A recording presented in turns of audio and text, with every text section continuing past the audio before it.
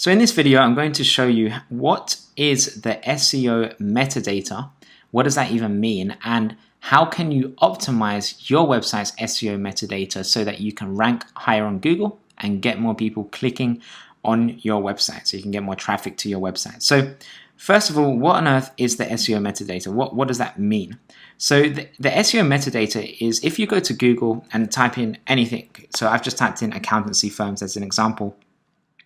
The SEO metadata is basically what appears on Google, and this SEO metadata also tells Google what your page is about, so it affects the ranking. The most important thing that affects the ranking with the SEO metadata is the text in blue, the heading. That is called your title SEO metadata. So your title, right? So the bit in blue is really what Google looks at when you are looking to optimize your SEO, your website's SEO metadata. The other thing that's also important is your description. So that's the bit underneath, that text underneath. That's the description. Now, the description does not affect your ranking. So don't worry about putting lots of keywords in your description just so that you can rank higher on Google. It doesn't work like that. The main thing Google looks at to rank you higher is going to be the bit in blue, the heading. But the text in the description is very important because the more enticing the description is, the higher the chances are that people will click on your listing. So I can see here that none of these, I don't think any of these, let me just have a look.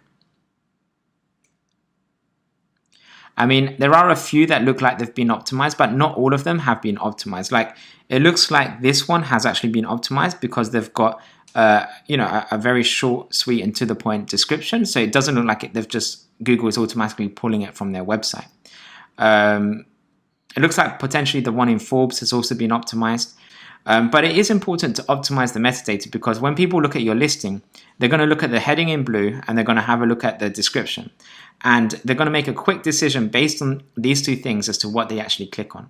Now, yep, most people will click on the links at the top here. But if what they see at the top doesn't look very relevant, they'll scroll down and they'll have a look at the heading and the description and they'll click on something based on that.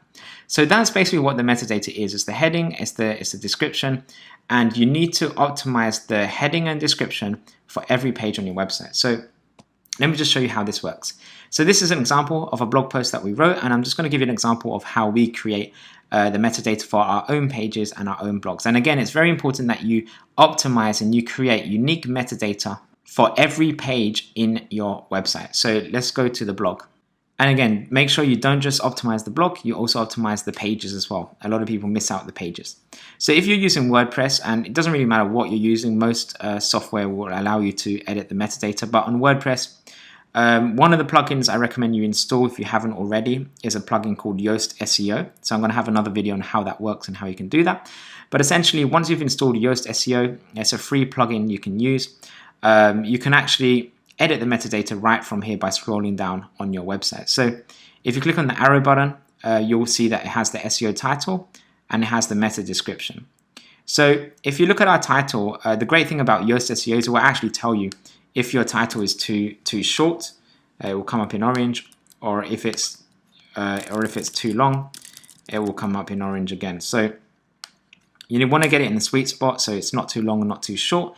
And really, the title should have the keywords that you want to appear for in Google. So I did some research before this, and I worked out that a lot of people were typing in things related to simple marketing and marketing sales, and ways that simple marketing can increase sales. So I included all those keywords in the title.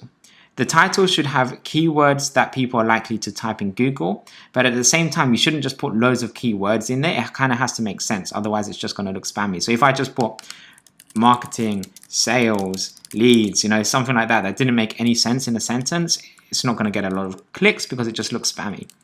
So you want to make sure that whatever you do is going to not look spammy, it's going to look enticing. So that's the SEO title.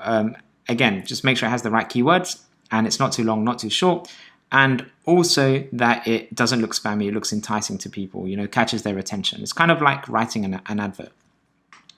Then we move on to the meta description. The meta description, again, is what will convince people to click on your listing out of all the other search results. So it's not a huge factor, but tests have shown that the better your meta description is, the more chances are that people will click on your listing. And so obviously it's better to just rank higher. That's the best case scenario. But again, it is still important to optimize this. You will definitely see an increase in the amount of people that click on your listing on Google as a result of doing this.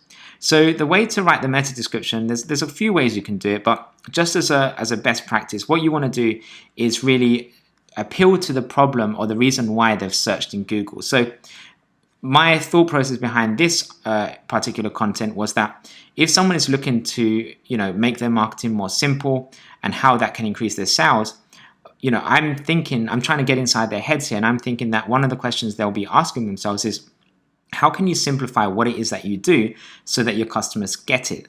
And then how can simplifying your products and services increase your sales? So these are questions that they could be thinking, and I want to get inside their head so they think, oh yeah, that's exactly what I was wondering.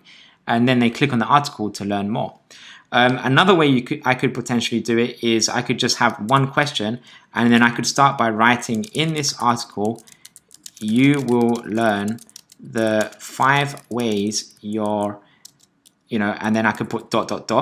so that they have to click on the article to learn or to read the rest of it, to find out what is the solution. So that ... will actually entice them to want to click and learn more.